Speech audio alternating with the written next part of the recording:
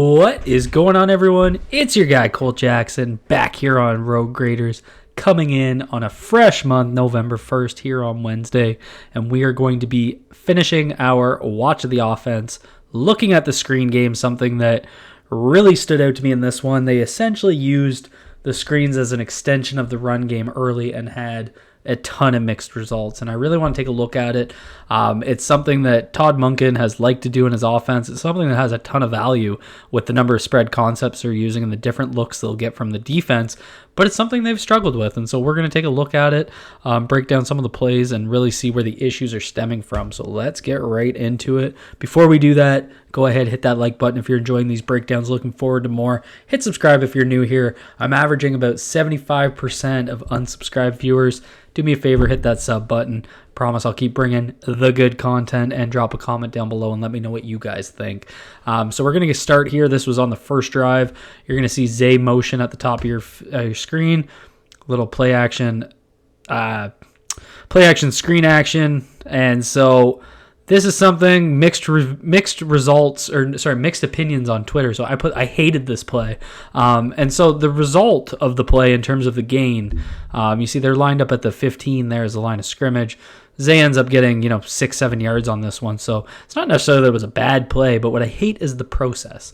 So essentially what you want to have in the screen game is you want to have a numbers game, right? You have one blocker out here, one guy motioning out.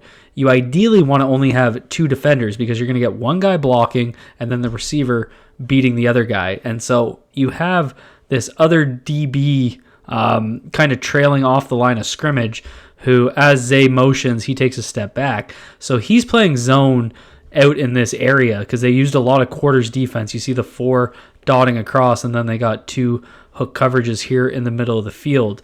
And so that actually creates 3 defenders in that vicinity for 2 offensive players. You did not create a numbers game in this.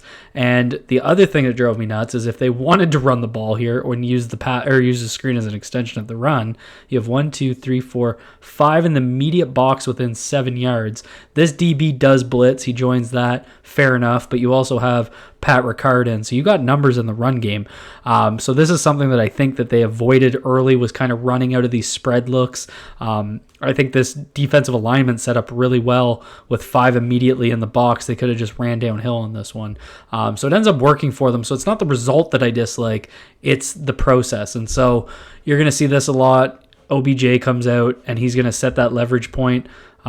He's going to basically push, really good block here from OBJ. He's going to push him towards the sideline, which forces Zay back in. If it's just Zay against this guy, he's probably fine. But because it's 2 defenders, it's not going to turn into a big play.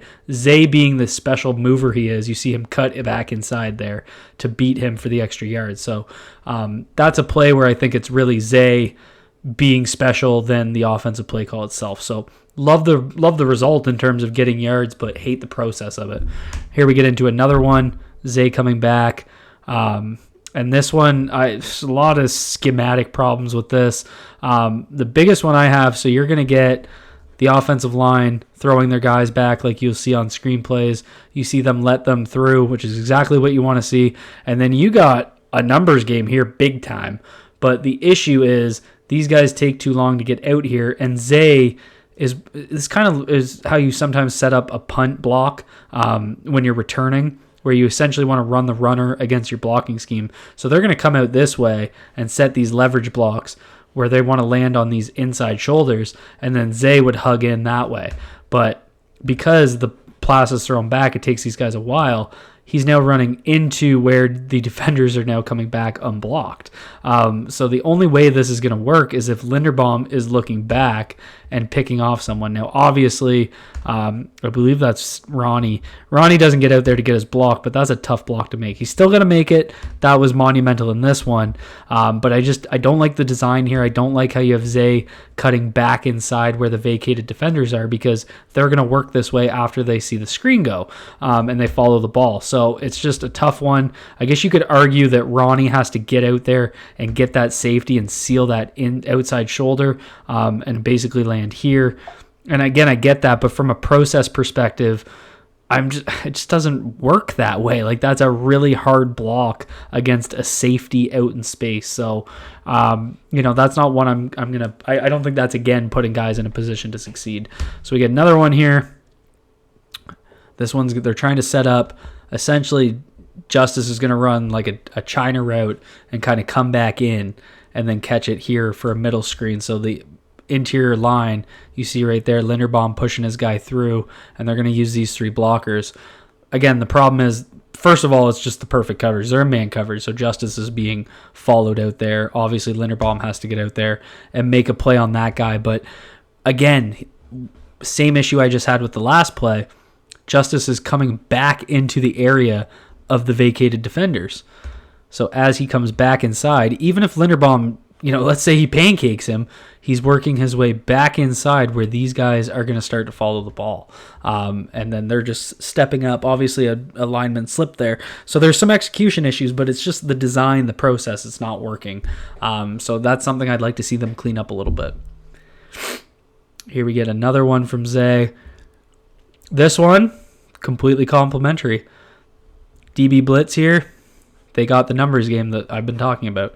Perfectly set up. This isn't on, the scheme. This was OBJ just getting lit up by the corner. You see him get kind of blown up there. He gets pushed off. He doesn't make his block.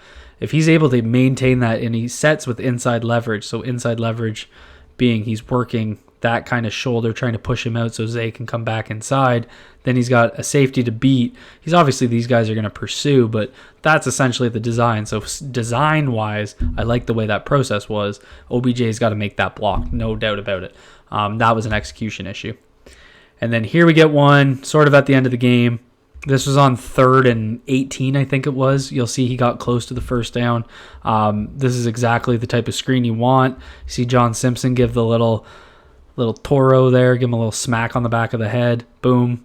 Get out in space. And they're just going to work. You see the first down marker here is here at the 50.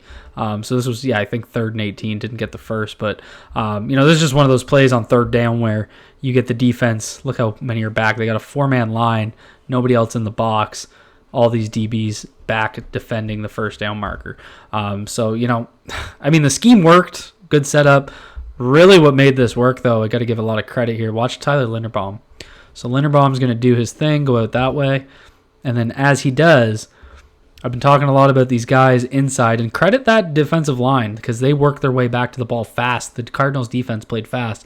Linderbaum kind of cuts in, cuts off here, and takes care of that guy to give the space. John Simpson with a good block in space. So, what I'm seeing in the screen game, things just aren't setting up. They're not putting guys in a position to succeed.